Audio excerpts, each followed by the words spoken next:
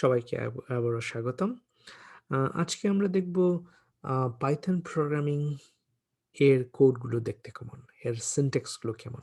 এখন আমি সিনট্যাক্স বলছি, সিনট্যাক্সটা কি? সহজ ভাষায় বলতে গেলে syntax is nothing but a set of rules. আমরা বলতে পারি একটা ভাষার গ্রামার, ব্যাকরণ। তো পাইথনের ব্যাকরণটা কিরকম? পাইথন সিনট্যাক্স আমি এখানে লিখতে পারি প্রথমে সিনট্যাক্স কি, হোয়াট ইজ সিনট্যাক্স। সিনট্যাক্স যদি আমরা দেখি সিনট্যাক্সটা কি, ওকে, syntax the arrangements of words and phrases to create well-formed sentences in a language, যেমন দ্য সিনট্যাক্স অফ ইংলিশ। তো আমরা কথা বলছি সিনট্যাক্স অফ পাইথন নিয়ে। সিনট্যাক্স হলো a set of rules for an analysis of the syntax of a language. Syntax of Python, Python programming language. দেখা যাক এটা কিরকম। Syntax of the Python programming language is the set of rules which defines how a Python program will be written. Alright? আশা করি পরিষ্কার। ওকে, এইবার আমরা কি করব?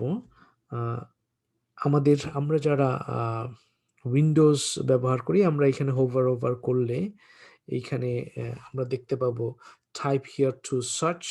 জাস্ট এইখানে লিখবো সিএমডি অথবা গেটস। ওকে, গেটটা হলো একটা ভার্সন কন্ট্রোল, যেটা দিয়ে আমরা আমাদের প্রজেক্ট ম্যানেজ করতে পারি, প্রজেক্টের ফাইল ফোল্ডার তৈরি করতে পারি। আমরা একটু পরেই দেখব, ঠিক আছে? আর আপনারা যারা আমার মতো ম্যাক অপারেটিং সিস্টেম ব্যবহার করেন, জাস্ট আমি কমান্ড স্পেস বারে চাপ দিব, তাহলে এরকম স্পটলাইট সার্চ এরকম একটা সার্চ বার আসবে। সেখানে আমি জাস্ট লিখবো আইটার্ম। আইটার্মটা কম্পিউটারের সাথে আসে, যেমন উইন্ডোজে সিএমডিটা কমান্ড প্রম্পট যেটা বলি, সেটা উইন্ডোজ অপারেটিং সিস্টেমের সাথে আসে। প্রেস এন্টার, তাহলে এরকম একটা খুলবে। আমি জাস্ট এটা ক্লিয়ার করব আমার এখানে, যেন সবাই দেখতে পান। এখন কি করছি সেটা অবশ্য আপাতত জানার দরকার নেই, ঠিক আছে? আমি জাস্ট ক্লিয়ার করে নিই। আপনি ঠিক এরকম একটা পাবেন। জাস্ট এইখানে আমি লিখবো পাইথন, লিখে পাইথন 3 লিখে এন্টার চাপ দেব, তাহলে এরকম একটা ইন্টারফেস আসবে, ঠিক আছে? এরকম দেখতে, এরকম 3টা তীর চিহ্নের মতো দেখা যাচ্ছে। তার মানে হচ্ছে যে এইখানে আমরা পাইথন কোড লিখতে পারি। পাইথন সিনট্যাক্সটা কেমন সেটা আমরা এখানে দেখতে পারি। আমি এখানে প্রথমে পাইথন ক্যান ক্যালকুলেট, পাইথন কিন্তু যোগ ভাগ গুণ বিয়োগ করতে পারে। যেমন 100 যোগ 10 সমান সমান কত হবে? 110 হবে। রেজাল্টটা আমরা সাথে সাথে দেখতে পাচ্ছি, ঠিক আছে? ওরকম 100 মাইনাস 50 কত হবে? 50। ওকে, ওরকম 100 এটা হলো মাল্টিপ্লিকেশন। ওকে, মাল্টিপ্লাই করতেছি, স্টার 100 স্টার 2 কত হবে? 200 হবে। ঠিক তেমনি 100 ডিভাইডেড বাই, এটা হলো ডিভাইডেড বাই এর চিহ্ন, ডিভিশন সাইন। ওকে, এটাকে আমরা যদি 25 দিয়ে ভাগ করি কত হয়? 4। 4 25 100 আমরা জানি, রাইট? তাহলে আমরা কি করতে পারছি? পাইথন প্রোগ্রামিং ল্যাঙ্গুয়েজ দিয়ে আমরা যোগ ভাগ গুণ বিয়োগ করতে পারছি, আরো অনেক কিছুই করতে পারি পাইথন দিয়ে। পাইথনের সিনট্যাক্স কেমন? যেমন এটাকে আমরা বলি প্রিন্ট স্টেটমেন্ট। এটা সব সময়ই ব্যবহৃত হয়। এটা হলো আমরা যা কিছু লিখব, যা কিছু প্রোগ্রাম করব, যা কিছু কোড করব পাইথন প্রোগ্রামিং ব্যবহার করে, এই প্রিন্ট স্টেটমেন্ট দিয়ে আমরা সেটার আউটপুটটা দেখব। যেমন আমি বলতে চাচ্ছি একটু কম সংখ্যা নেই, আমাদের এখানে 5 বছরের ছোট সোনামণিরা ক্লাস করবেন যেহেতু। 10 যোগ 2 কত হবে?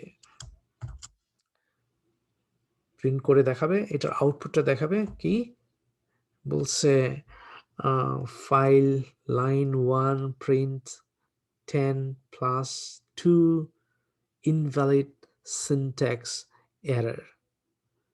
কারণ আমরা এখানে এই যে সিনট্যাক্স, পাইথনের সিনট্যাক্স হলো একটা প্যারেনথেসিস থাকবে, প্যারেনথেসিস মানে হলো ফার্স্ট ব্র্যাকেট থাকবে, ঠিক আছে? আমরা দুইটা দিয়েছি।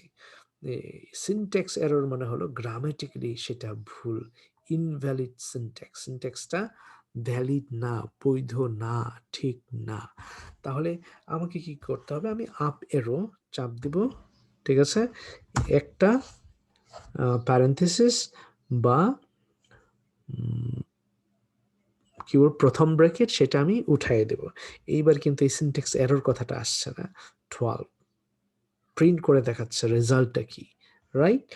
এরকম আমি আরো এইখানে বলতে পারি 5 মাইনাস 1 কত হবে? 4 হবে, রাইট? ঠিক তেমনি বলতে পারি 5 বলতে পারি প্রিন্টস 5 ডিভাইডেড বাই 2, তাহলে কত হবে? 2.5 হবে, রাইট?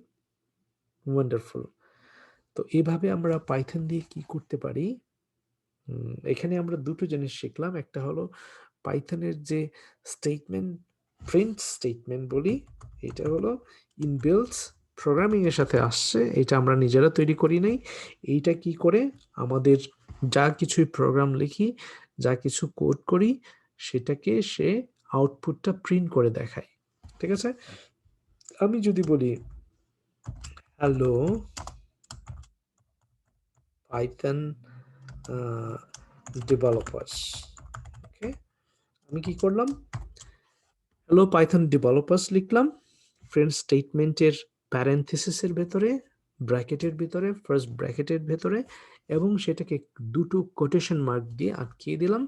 তার মানে হচ্ছে কোটেশন আমরা কখন ব্যবহার করি? যখন আমরা সেটাকে ক্যারেক্টার দিয়ে লিখি, যখন ABCD দিয়ে লিখি, ঠিক আছে? ABCD প্লাস সেখানে সংখ্যাও থাকতে পারে। কিন্তু শুধু যখন আমরা সংখ্যা দিয়ে লিখি, পূর্ণ সংখ্যা দিয়ে হোক বা দশমিক ভগ্নাংশ সংখ্যা দিয়ে হোক, সেটা তখন আমাদের কি করতে হয় না, কোটেশন দিতে হয় না, কারণ ওইটা হলো নাম্বারস। পাইথনের ডেটা টাইপস নিয়ে আমরা পরে আলোচনা করব। নাম্বারের ক্ষেত্রে আমরা কোটেশন ব্যবহার করি না, কিন্তু যখন আমরা ক্যারেক্টার দিয়ে লিখি, ABCD দিয়ে লিখি, লেটার্স দিয়ে লিখি, সেটাকে আমরা স্ট্রিং বিবেচনা করি, এবং তখন আমাদের কি করতে হয়? ইনভার্টেড কমা ব্যবহার করতে হয়, ঠিক আছে? তাহলে নাম্বারসের ক্ষেত্রে আমরা ইনভার্টেড কমা ব্যবহার করব না, কিন্তু যেগুলো স্ট্রিং, যেগুলো ABCD দিয়ে লিখবো, ক্যারেক্টার দিয়ে লিখবো, সেগুলোর ক্ষেত্রে আমরা কি করব? আমরা কোটেশন চিহ্ন ব্যবহার করব। Hello Python developers, right? এরকম আমি বলতে পারি মাই নেম ইজ রামান। এটা কি সংখ্যা না স্ট্রিং? Numbers or strings? অবশ্যই স্ট্রিং। তাহলে কি করতে হবে? কোটেশন মার্ক দিতে হবে।